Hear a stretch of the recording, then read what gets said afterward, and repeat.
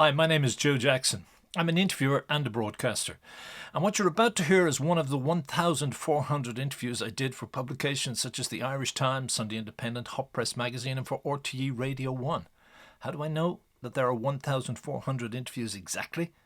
Because I recently digitized all the damn tapes myself. But please remember that many of the interviews were done for the print media and recorded on cassette tapes. So some are, let's say, sonically challenged. But sometimes sonic considerations should give way to historical significance, I believe. And I'm glad to say that at least some powers that be in RTE Radio 1 agreed with me on this, and broadcast between 2015 and 2018 many of my interviews in a series called The Joe Jackson Tapes Revisited. What follows is one such programme edited for this podcast and minus music, which I can't use for copyright reasons. The full tapes can be accessed at joejacksoninterviewer.com. Either way, enjoy. I hate everyone, starting with me. Who said that? I did just now. Listen up, folks, I'm being totally honest here. Now, I'm only joking. I hate everyone, starting with me, actually is the title of a book Joan Rivers had published 2 years before her death in 2014. Sadly, back in 2004, I didn't have those rhapsodic reflections to give me my cue for a few questions for Joan about her childhood. But my guess was that something bad must have happened to her as a child, or else she wouldn't have become a celebrity, right? I'm kidding. Either way, Joan Rivers was mining her own life from material and turning base metal into comedy gold.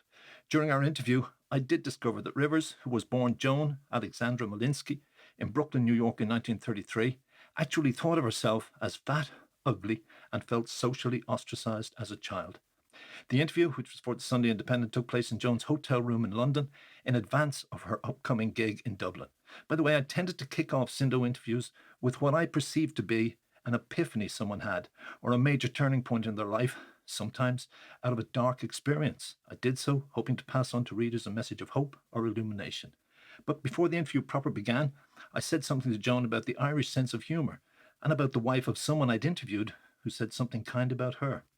Okay, listen, the Irish are going to love your humour anyway, right? Because the national language of Ireland is the put down. And they say it's because we've been put down for 800 years. And there's a racial truth in that.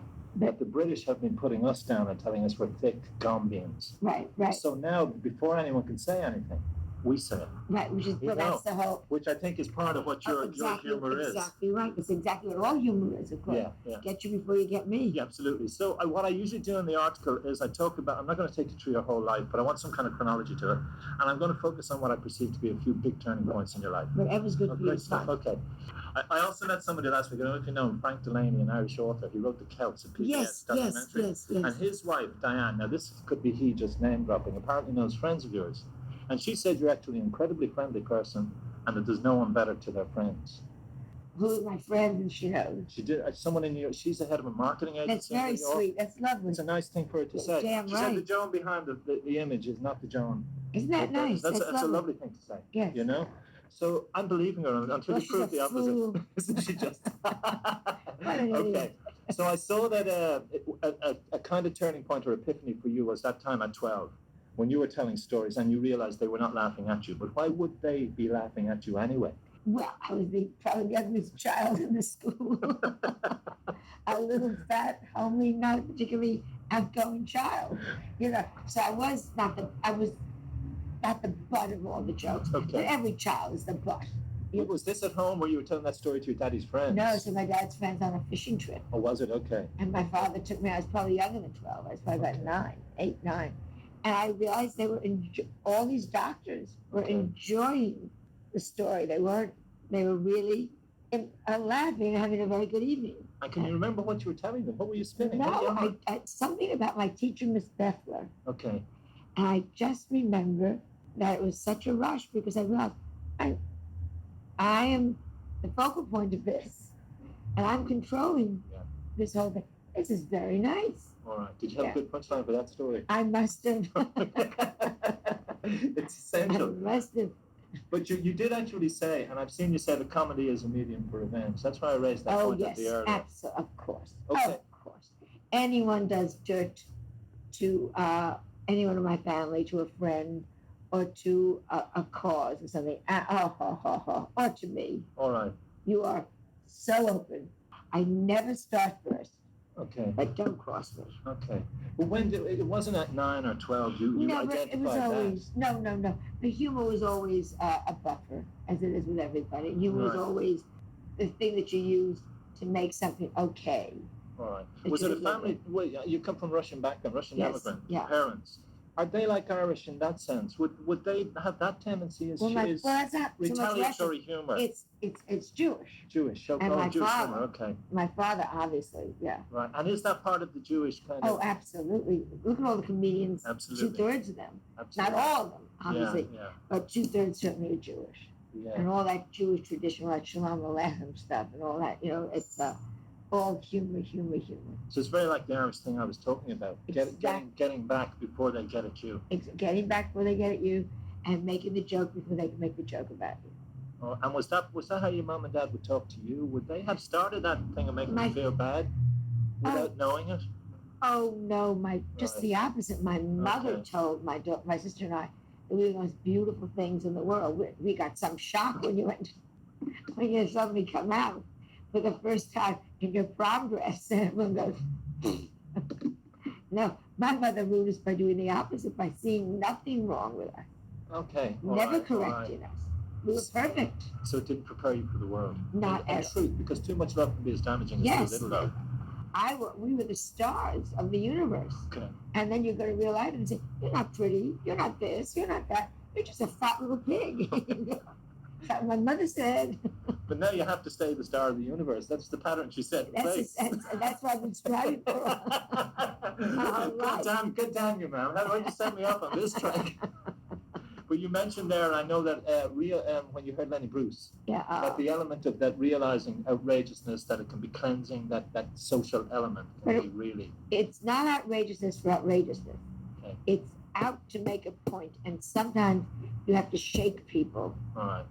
To say, listen to me. I say that a lot now. I used to say, can we talk, which is the same thing. I never even realized I said it. Okay. But when they would say, I go, can we talk for a second? Don't give me that every woman does not care whether she's pretty or not. So now I say, will you listen to me for a second? Okay. And now I'll say to them, tell me I'm wrong. Okay. And they get very quiet. Okay. Tell me I'm wrong. I yell at them. All right. But I want them to wake up. And I think if you can face something that is really upsetting you, and you realize, A, everybody's upset by it, and B, it's really funny, and it's also stupid in the end. All right. Yeah. And that's really my act ends up being. Were you at a Lenny Bruce concert when you were, or a gig when you got that little crystal light coming on? When I saw him, I realized I realized he's talking about what I'm talking about. But also that Can you remember what he was talking? What was the specific I don't even know what he was saying at that time. It just rang a bell. It was just, he went right for the bare bone of whatever the situation was. Like the way he played with language, the way he called people a kike and a nigger and waited to punch him out. But when he went through the whole audience, he said, you're a kike, you're a nigger, you're a mick, you're a pro-rock, you're a... Yeah. So... But it came close. You could see some... And some people would get angry. And he'd say, what were you saying? He goes, we're all something, so what does it matter? So everyone, relax. Yeah. And I do that. I say sometimes at the start of my act, I say something really outrageous. And then I'll say to the audience, just relax, because if you think that was bad, wait. Okay. Yes, I know that in these days of sometimes suffocating political correctness, some people will insist I should now apologise for using heinous words such as mix, related to we Irish, kikes, related to Jews, and niggers as applied to blacks. But let's not forget I was paraphrasing one of Lenny Bruce's most incendiary monologues.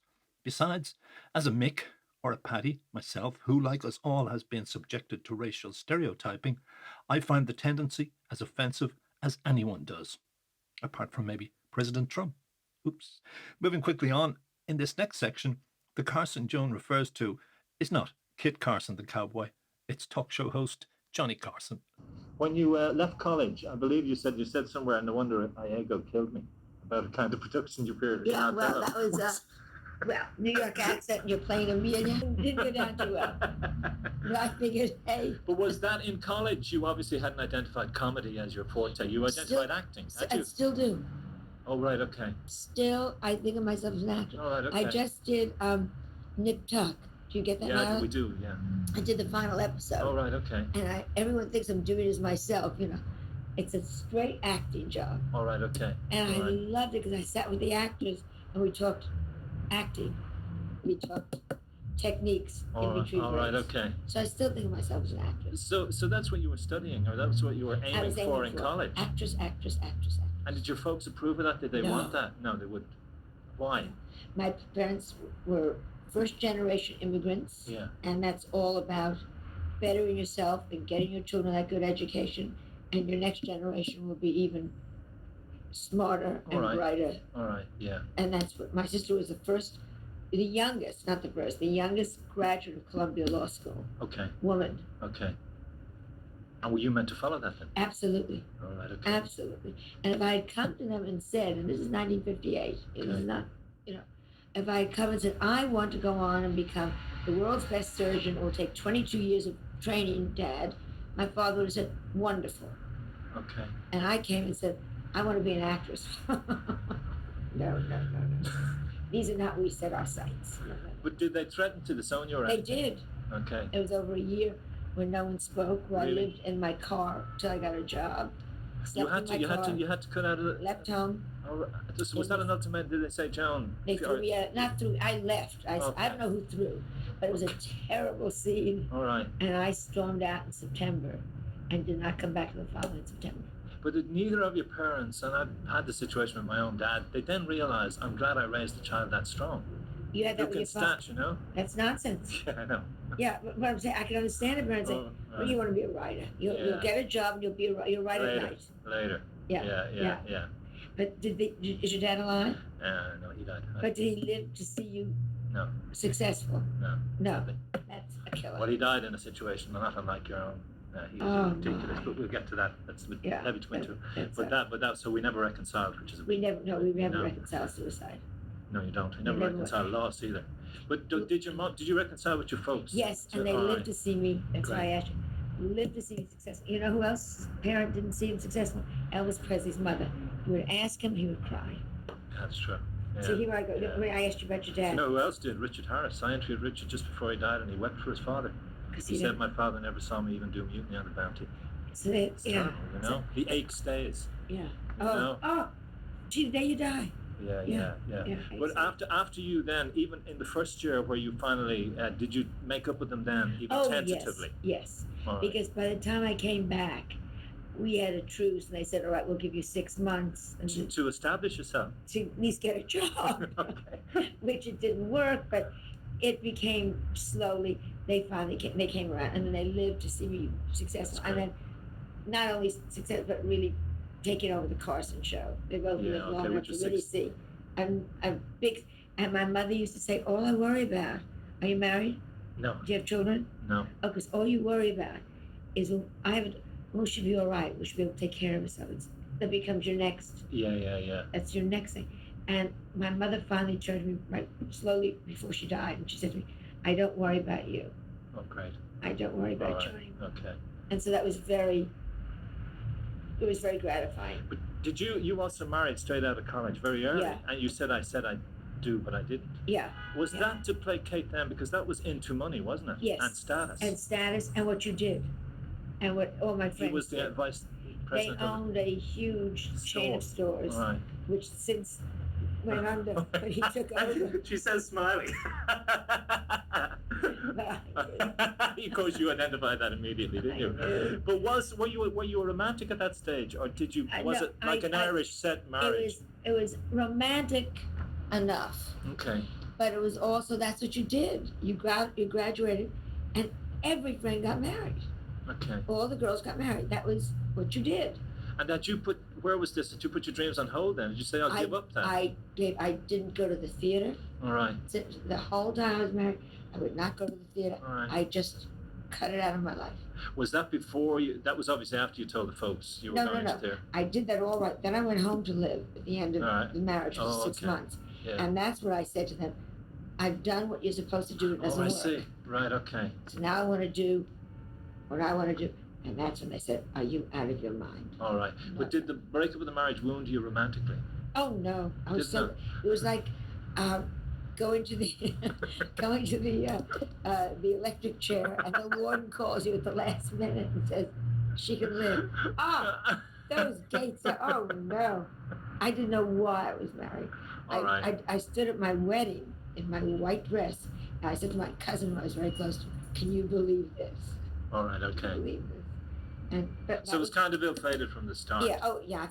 I feel sorry for the young man looking back, because he went Yeah. into it really thinking he had no idea he was marrying this miserable girl. But then when you it was not easy after that. I know you mentioned the Carson, It was but 7 there was years. lots of years between that, wasn't 7 there? years. Yeah, of 7 playing sleazy dives and with the likes. Was that with Alan and Pryor and all those Yeah, people? but we were all, and God, when I look back, Bob Dylan, we were all down there together. In Greenwich George Village. Collin, yeah. That must have been a cool, It great was. time. Barbara Streisand, which you didn't know, it was a cool, great time. You were all, Okay. I mean, we all stayed friends. You had a lesbian relationship with her, I believe. Yes. In a play. Yeah, yes, in a play. Don't forget to add that little line in, Joe. In a play. Oh, you're dead meat when I And come we to Ireland. And we still see each other. Good. I'm happy. And Barbara, I must say, is as tight with a penny as she was. If you want to hear Abe Lincoln cry, ask her. But was it a good time? Did you It feel a was- camaraderie, or was it really painful trying to get someone to No. actually accept you? It was a camaraderie because you were accepted within that group, Right. and nobody was looking down at you within that All group. right. Okay. Yeah. So it was wonderful. Yeah. Right. You could go into a coffee shop and sit and talk to Woody, because Woody wasn't working either. Yeah. And so everybody, yes, it was wonderful. It was a wonderful moment in But that. did you have that, what you have described as a bottomless pit of craving for acceptance? Was that Still. also burning at you then Always. through those years? Always. Like eating at you, this is 6 years, 7 years, I'm not getting there. But there was nothing else to do. All right. There was no place else. There was nothing else to do. I mean, I always say, and I don't mean this with disrespect, it was like a religious calling. Okay. And when people say to me now, I want to go into the theater, and if you can do, well, say this right, if you can do anything else, are you out of your mind? Don't do it. Yeah. Because you're looking for unhappiness, you're looking for heartbreak, you're looking for disappointment, you're looking for rejection. So unless you say, I can't live without it, you're crazy to do it. But I've interviewed loads of artists in every field, and they're usually driven to assert themselves in art because they did not have love from their parents. But I did. But you had it, I did. and you still had the craving. So there was obviously something else, which I don't understand. Which you haven't. Well, there was, I don't know what, I don't Was know. it because you thought you were fat and ugly as a kid? Well, that and you certainly had adds to it. Yeah.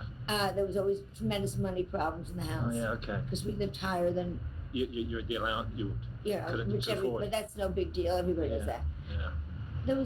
It just was there. From the time I could put my eyes to connect with my brain. That's It was what I there. wanted to do. It was Okay. there. And the moment it crystallized was when Carson said you're funny or something like that. Was Well, that that was the when I night? became a star, in quotes. So when before that did you feel all this I struggling just- has? But from, again, as a writer, you write something, it's good, and all the way those 7 years, along the way, there'd be an audience that loved you, and you Okay. connect, and you could live on that. Okay. And then I would work in the village and be 10 bad nights, then one great night. And then one time Lenny Bruce came to see me, and he sent a little note back saying, you're right and they're wrong. And you live on that. That's great. You say that note, you live on that note for 2 years. And so all the way along, there were little things happening Yeah. that kept me functioning. But you didn't follow the Lenny Bruce path of heroin abuse and No, I couldn't losing your afford it. soul. Yeah, okay. Dylan, send us a package. If someone had said to me, hey, come here. But you didn't go down the using alcohol to fire you and all that stuff No, during I those was- years. I walked through, and when I look back, I walked through drugs and drinking and everything. I walked through, waiting at 3 o'clock in the morning on deserted platforms to go home. Yeah. Just went right through it, and still do it that way. All right. Okay. Driven like a lunatic. So when Carson gave you that smile, did that appease it, or did it just say, Changed my life. okay? Carson was that strong in those days. He was, that wasn't he? said, Yeah. you're a star. That was it. The doors open. Did all the doors fly open in every direction? Every then? direction. But Right. then the real work began, because, and I watched this with fascination.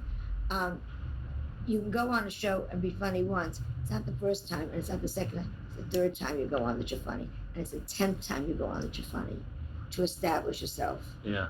Yeah. And so when I got the costume, I was smart enough somewhere in my brain, thank God, that I knew this is the time to really go to work. Okay. So I went, I Alright. began to work every single night in Greenwich Village to prepare for the next Carson shot. All right. Okay. Right. And so I would do that every 6 weeks. I would spend those 6 weeks every night working on new material. So every time I went back, I was stronger. You're fresh. I was fresh, Right. never repeated, and that's a lot of work. And would you go back on as guest or as guest presenter?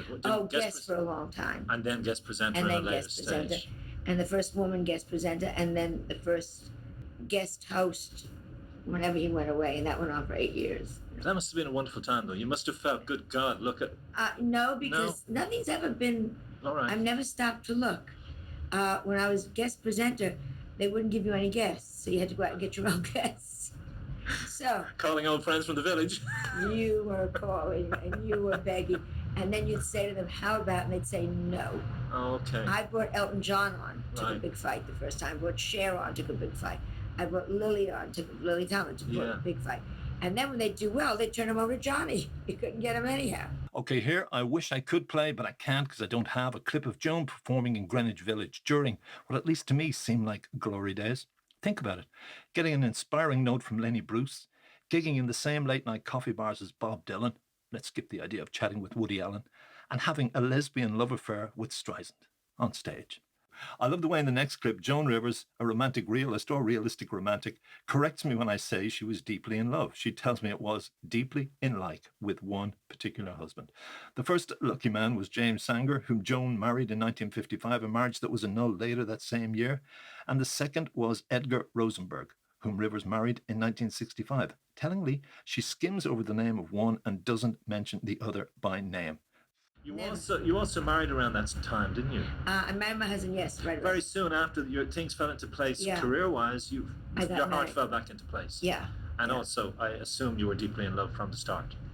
Or Deeply in like. deeply in like. Okay. Yeah, All right. he was terrific.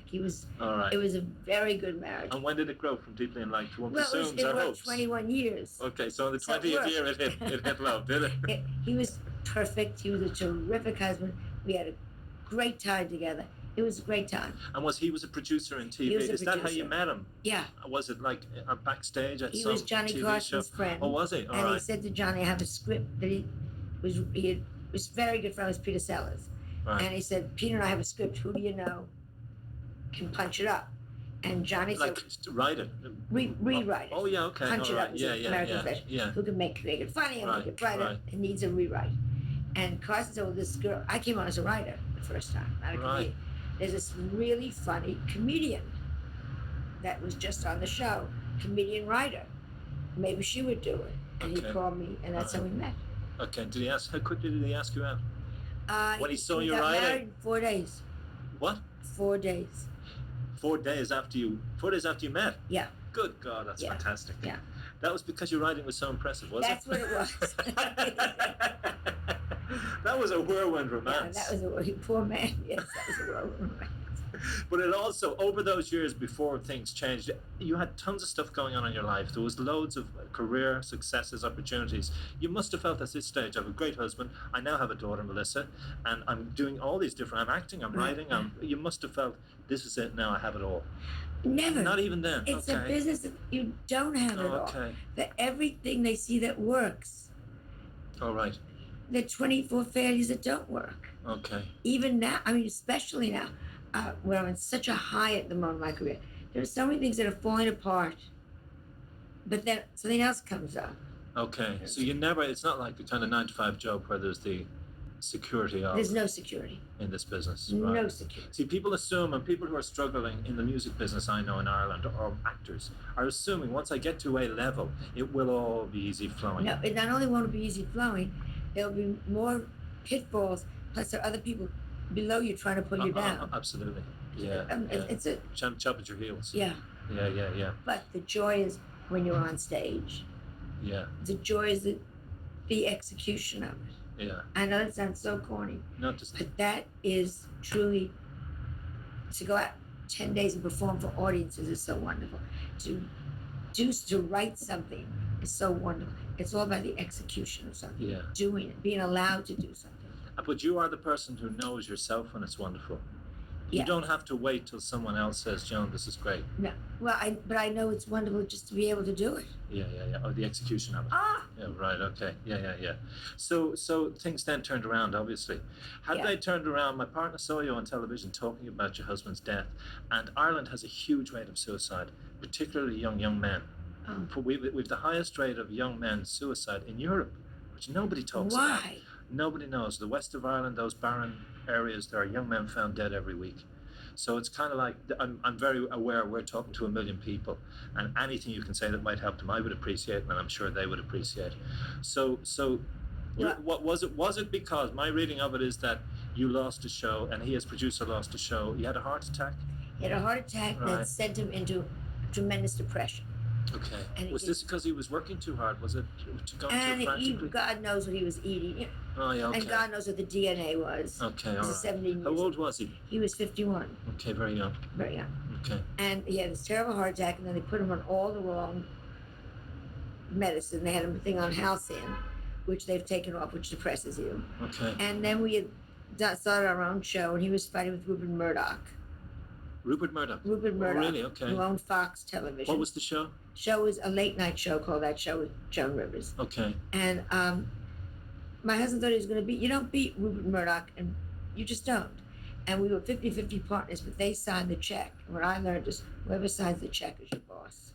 You could own 50%, I could own 50%. If I have the money and I have to hand you the check, Right. I'm still, But did Murdoch Organization own 50? yeah. Okay. All right. And so they were our boss. And he and Murdoch were butting heads. For a long period or for a little short Well, while? it was 7 months. It's a long time to be fighting. And a long time. And they brought me in on a Thursday, and they said, you can stay. All the story, the show was failing. All lies. Numbers are fine, but your husband has to go. And I knew how mentally upset he was already. Oh, yeah, Very okay. depressed. And that was a Thursday night, and I said, if he goes, I go. Never thinking they'd say. Oh, And they said, okay. tomorrow's your last show. Oh, did they? Right. So As an immediate response to... That was it. Oh, okay. I guess they worked it all out. Yeah. Whatever. Yeah.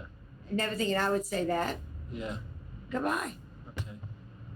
And But how did you collapse inside at that What are moment you and gonna go, do? shit? And Friday was the last show, which was horrible. But my husband was more of a problem, and he knew that it was his fault. And he killed himself 3 weeks later. Direct cause and effect. All right, but in that 3 weeks, had you tried to say to him, look, these things happen, or it's No, not I your was fault? very angry with him. I can't tell you I was a wonderful wife at home. Okay, all right. I can't say that, I was being gracious. I was trying, but believe me, I was very angry with him. At him? Oh, because it was his fault. Oh, okay. All right, okay. Or I saw it that way then. Yeah, yeah, Totally his fault. yeah. And in any case, everything was collapsing. Right. And he went to Philadelphia and killed himself. Had you any sense he's going to go that far? No. I thought we were going to separate. I thought that Oh, was did what was you? going to happen. All right. And I said, if you don't get help, I'm out of here. It was All that right. simple. Okay. It's All enough. right. Just All you right. either start getting help, or you've already ruined my career. You either get help, or I'm leaving. Okay. Things happen, progression. And he committed suicide, which I truly, both from the blue. And what it does to a family, and I work so hard with suicide I survivors know now. you do, yeah. And the anger's still in me. I'm still angry. But when you got the call saying he'd done it, was it anger or did you feel shit? It was I've added to this. Oh, of course, there's The feeling of guilt. guilt, tremendous guilt. I did. And was it a phone call you got from somebody to say No, he's my gone? daughter told me. They Oh, called did- me to tell me I wasn't home. Some son of a bitch told her. Oh, She God, was 16 all right. years old. She's only a kid. Philadelphia police called, and they said, your mother home? She said, no. They said, well, please tell your father killed himself. Really? in Philadelphia." My God. All It right. was. All right, that's savage. Okay, so she then had to tell her mum. She had to So deal she with had to go and herself tell- and then tell you. Tell me. And did she phone you or go to you? She came to see me. Okay. Came over and told me. And it devastates you, I mean, I don't tell you. What did we do wrong or what could we have done? And my daughter had spoken to him the night before, and he had done a terrible thing. He had said, I'm coming home tomorrow. And then he hung up the phone and killed himself. And so she had to deal with all those demons of what could I have said? What should I have said? What didn't I say? And still has to deal with it. I mean, that's. But she didn't feel responsible, did she? Well, she kept saying, what could I have said on the phone that might have changed it. Might have changed it. It's terrible, isn't it, to inflict that on a 16-year-old too, though? That's probably why I'm still so angry at what you did to your daughter. Just say that to her and hang up, and and we know that suicide, someone has to be desperately unhappy, and that the pain is so great they don't even think of the people around them. But I worry about the people around. I'm about survivors. And I think it's okay to be angry, and it's okay to be furious at that person to the day you die. Okay. And besides the grief, and besides the anguish, and besides all the mixed emotions that you have, it's a never healing anguish. But did you love him? Do you love him, or can you rise above? Did I love him? I loved him all through my marriage. All right, okay. Do I love him now? No. Okay, I still haven't settled with that. Okay. Somebody said to me, "Oh, when you die, you'll get to heaven and see Edgar," and I said, "I'll kill the fucker. I'll kill him for what he did to us. Fucking kill him. Yeah. What he did to my daughter." Yeah, it's people who haven't experienced this don't understand that rage. They went and do. Fucking kill him. He's not seeing me in heaven. So did you not also feel angry at the industry and the whole thing? Or? No, because looking back, it was our naivete. As I said, whoever signs your check is your boss. And you've got to... it taught me how to work very differently, because there are rules. And when you accept a show, you're tacitly accepting their rules. Okay. So the choice is, do I want to work within this rule, or don't do the show? Okay. All right. Okay. Oh, that's how I've managed to survive. But did your career then fall apart? Totally. All right. Why? Well, you were blacklisted, but I don't understand. I was blacklisted because I left Carson, and I was a direct competition to Carson. So NBC put out all kinds of terrible, which they should. If you're going up against them. They put out stuff about you. Oh, she's terrible. She's a bitch. She's a this. She's a that. Very bad stuff. All right. Then I went on Fox, and then when I was fired from Fox, they weren't going to say Rupert Murdoch and my husband had, so they said that the numbers were bad. Okay. So that. Oh, that was what was given out as the story. The story was, that's why we let her go. And what a shame her husband killed himself. But that's not the reason. As an aside. Oh, her numbers were terrible. That went. Then Vegas went away because Vegas said nobody wants to see a person's husband just kill themselves. Did it say that? That's the record. My contract back. It's cruel country, cruel biz, isn't it? And my daughter said, "You could have saved Daddy. What did you do that Daddy did this?" So she stopped talking to me for a year. My husband, the last week of his life, was trying to make things right for us. Okay. Because he knew obviously he was going to kill himself. So we took all our money. It's every cliche you want to hear, and invested in terrible things that all went down the tubes. So that was gone. So were you broke? I was broke. And in debt? Or no? Not in debt. Okay. But broke, but with a lot of relatives that were coming for their monthly checks, and a lot of relatives that were in college. Because of good old cousin Joan. Okay. And a daughter at 16. It was a mess. It was just, I couldn't get a job. Couldn't get a job. Were you ever suicidal? Yeah. Okay. After that I was. At that particular point, I can imagine it. Well, with suicide, the other thing, it's a concept till it comes into the family. Yeah. And then it becomes reality. Because it's now a choice.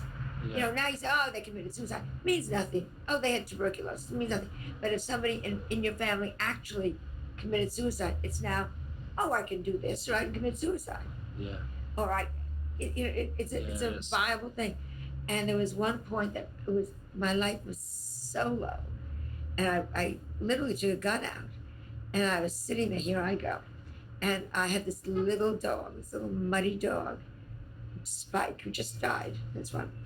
And who actually came and sat in my lap. And I thought, he's the only person that needs it. And nobody will take this terrible dog. Nobody will take care of poor old Spikers. But see how humor is a saving grace? Yeah. Who's going to take this disgusting dog? So you changed your mind? I changed. I put the gun away. Because it's But is that not the Irish love irony? And if that's not irony, for Christ's sake. this hideous rescue dog. The dog who saved my life. I mean, that should But be put on you're spikes. waiting for like a pretty little dog. Horrible dog. No teeth. So how then did you turn it around? Was it a job opportunity opened up, or no, did you grip nothing life that night and say, if I'm not going to kill myself, I'm going to start again, Yeah. which I always do. Yeah. I start at the bottom. Start at the bottom.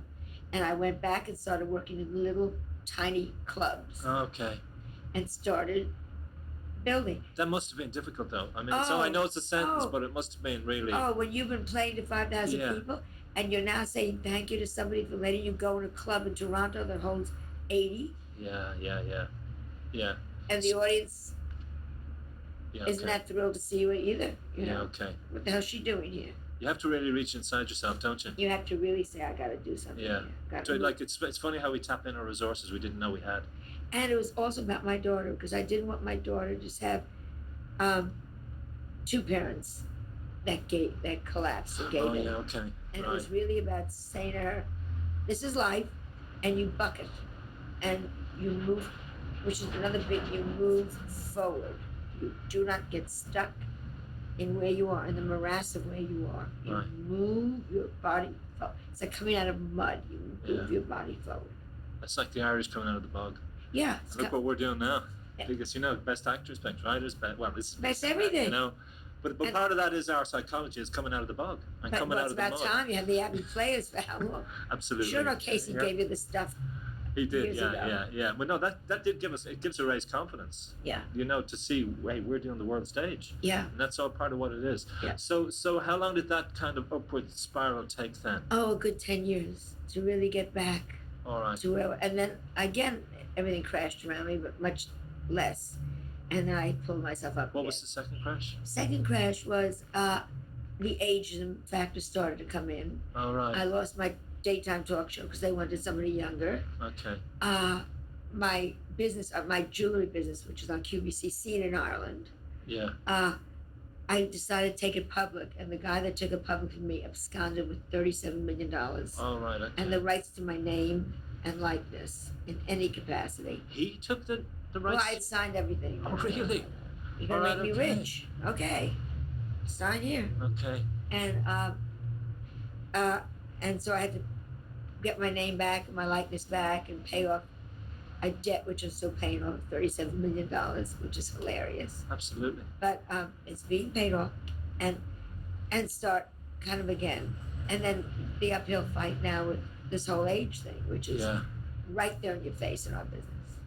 Yeah. And to me, I just finally got my own television show again, which is on Channel Recently? 5 here. All right. Okay. So it'll be in Ireland. Okay. So to fight ageism, and I wasn't even going to mention it, but you do have to work your body and your face. You have to. You know, because you're out competing with. Everybody. And every actress does it. When you Yeah. look at a Michelle Pfeiffer, who is so Yeah. beautiful, and she's being given mother roles now. Yeah. It's Yeah. it's the business. It is. It's youth obsessed. It's youth success. So I mean, it's almost like it's the opposite of Eastern society, where as you get older, you're regarded as the wise person, Yeah. but you're trying to scrap people. Yeah. I Which think is that's also part of why you mentioned that. I think it's part of what happened to Elvis when he started getting fat.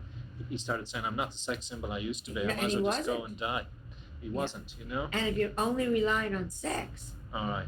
as you know, I look around, I think, thank God I wasn't, God is very good. If I had been the Pamela Andersons and this, you're over. Yeah. Then you become a parody of yourself, Yeah. which is so awful to see these older women hanging on. All right. It's all. So you would say to anyone who's working within the media, if you have to get nip and Of tuck, if you have course. to go over the whole thing, get it done. If it And helps you any keep your woman. job.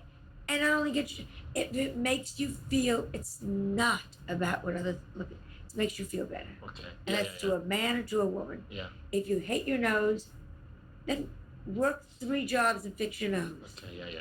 Yeah. Makes you happy. So is it work? But are you still encountering that? Are you still having people say, "Joan, you're too old for this. We All the can't give you time. this gig." Okay. All the time. But you get something as big as the Oscars. It's great to see that. You and Yeah. Melissa. It's great. Wonderful. It's great for us to see it over there. You know. And it's great to, but you have to also understand that you're not going to get certain things Okay. anymore. So you get other things. Okay. And All right. it's a do-it-yourself business. I'm going back to Broadway for the 4th time. And I suddenly realized I wrote 3 of those plays. Yeah. Yeah. The 4th was Neil Simon, God love him. There was 1, 2, Neil Simon, this. But you just got to do it yourself. It's always do it yourself, try it yourself. Don't expect anybody to hand you anything. But yeah, I mean, there's a good argument that you should just relax now, isn't there? And And I'm sure you hear it all the time. And do what? Okay, I don't know. I love what I'm doing. Okay, all right. What would I do? People say, what would I do? I would go into community theater. You know, so I might as well do it in Broadway. What would I do? I'd be funny if my girl was at a luncheon. I'd rather be funny in Dublin on the stage. I mean, Do you have a love life? Do yeah. you have a lover? Do you have a partner? You didn't marry again? I didn't marry again. Okay. I had since my husband, I had 2 major relationships. Relationships. All right. Okay. So that's what you could do, Joan. Oh, but these men are getting older. Okay. All right. Okay. And I don't know where I am now. I'm in limbo. In terms of balancing the relationships against the career. And in terms of everything, I don't fit in with old people. I don't fit in with young people. All But right. I think that's good for comedy. I don't fit in with anybody, so that's good. Well, that's a burning fire. Yeah. You know what I mean? That's another thing. Because the worst thing is to see any artist becoming complacent Well, then you and did. a parody and repeating themselves. And when they when they become beloved, you're screwed. All right. Okay. You know what I mean? All right. Oh, here's so and so. We've loved him for years. He's a grand. No. Get out there and knock a home run out of the ballpark. That's So what you should do. the same. I can feel from you the same drive I imagine you had when you went. The first marriage broke up and you went out there and said, "Okay, Yeah. this is do or die." Yeah, and it's still the same. All right. I just as I did this show for Channel 5, this series, and the producer, and he said it as a compliment, the head of the channel, who I love, said to me, you gave us notes like a producer. I've never seen a performer so involved. All right. Okay. But of course I'm involved. It's my show. All right. So And how is? I know that your daughter is the center of your life, and I know Yeah. you wrote a book to her on the eve of her marriage. yeah, it's gone. Is it gone? Okay. Oh, which is gone? The marriage. The marriage is Oh, is gone. it? Okay. The book didn't work then, didn't it? The book was a great book. Okay. All Now right. I'm going to write to her thoughts and comments on the eve of your divorce. Okay.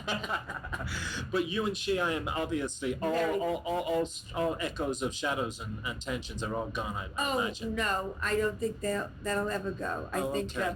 there's always an undercurrent somewhere, as there's with any girl and her daughter, any mother and Alright. daughter, and also about her father. There's still unresolved problems there. So she's never said to you, "Mom, I absolutely now understand, I accept, and I forgive you." Oh, she does. Oh, does she say that? Oh, yeah, Because and I that's important. understand. It's important for you to hear that. Yeah, and she said that there was they did a thing on 2020, which is a big show Yeah, I know. in the United States, and she said, now that I'm older, I understand she was furious. I tried to go back to work as soon as my husband killed himself, because the only place I couldn't think was on stage. But I couldn't get jobs, but I tried to get jobs. Right. She was very angry at that. And but now she came out and she said now she understands why. So she's come to grips with it much better. All right. Okay. But she wouldn't be too happy to hear you say you'd kill your husband again if you meet him up in heaven, would she? I've said it to her. Have you? So she But she understands. knows. She She knows I'm understands where so you're coming angry. from. And again, she's now 32 years old. All And right. she now understands the obligations we had, that he just up and did it. Yeah. Yeah. And, come back here and help me. Yeah. So half her life was lived before it and half has been Yeah. lived since that. Yeah. She's 32 years old. So is she, if you look back, is she the thing that you regard as your greatest achievement, or is it what you have done with yourself? I mean, always say, career-wise. I have 2 children. Oh, have you 2 children? No, my career Oh, okay, sorry. and Melissa. Okay. And they're both my greatest achievements. All right. There's I'm no very A or proud- B. It's No, it's a I'm double. very proud of Melissa. I think she's gone through a bad divorce, and the people are not nice on the other side. Okay. And she's doing it with such style and strength and composure that I would take a gun and blow all their heads off. Okay. Yeah. And so I'm very proud. I'm very proud of her. Very proud of her. All And I right. also look at my career and go, I'm very proud of that. I'm very proud of that one too. Yeah. So Yeah. I'm very proud of both my children. Okay, John. It was a delight Oh, talking to you. I'm I so can glad leave you- it there. Actually, the tape ran out there, though Joan Rivers and I did chat for about a half hour more. In fact, when she heard I was writing a biography of Richard Harris, Joan offered to get for me videotapes of a show a friend of hers in LA had made. And weeks later, one day when I was walking past Dublin Shelbourne Hotel, I heard a shout from behind me, "Joe Jackson, I didn't forget about those Richard Harris tapes. I'm still working on that." And that night, myself and my girlfriend at the time were Joan's guests at and after the show. Frank Delaney's wife, Diane Mayer, was right. Joan Rivers, in private, was a lovely lady. She died, as I said, in 2014. I dedicate this show to her memory. Thank you for listening. Hi, Joe Jackson here again. I thank you for listening to this edition of the Joe Jackson Interviews podcast. More can be heard on my website, joejacksoninterviewer.com.